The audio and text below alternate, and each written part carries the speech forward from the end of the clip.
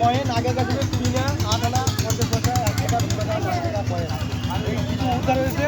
তাই এই প্রচণ্ড কষ্ট পাচ্ছিল ওই ভাঙা ঘরটা দেখেছি আমরা। ভাঙা ঘরে প্রচণ্ড কষ্ট পাচ্ছিল এই হানিফ ভাই।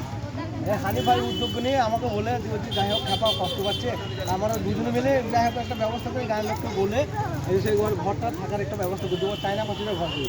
তাই খাবারটা বলে আমরা কিছু পয়সা করে আছে কিছু বলতে 26,000 টাকার মতো এই ভাইকে দিয়েছি।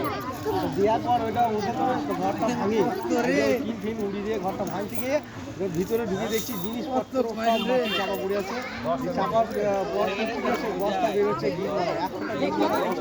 বস্তা খুলে দেখছে কয়েন 10 টাকা নোট সব টাকা বেরোচ্ছে।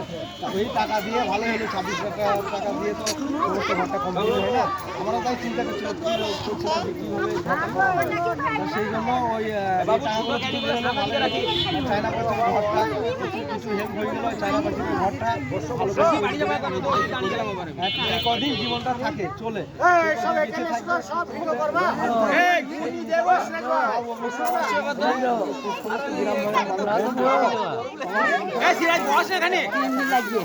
আলাদা করতে না যেতেন লোকের কাছে পয়সা লোক চাইছে 5 টাকা করে এক জায়গায় করতে আলাদা করতে নিজস্ব পয়সাগুলি চেয়ে 5 টাকা বলতে পারছি না। আশা করি হয়েছে আল্লাহর রহমতে ওর ঘরটুকু হয়ে যাবে। তাও 50-60,000 টাকা, খুব বেশি হলে 70,000-80,000 পুরো পয়েন্ট। হ্যাঁ কয়েন 10 টাকা নোট 5 টাকা নোট আর সামান্য কিছু 200 টাকা 100 টাকা নোট কিছু আছে অল্প স্বল্প এখনো কাউন্টিং করা হয়নি, এখন বলতে পারবো না আমরা কি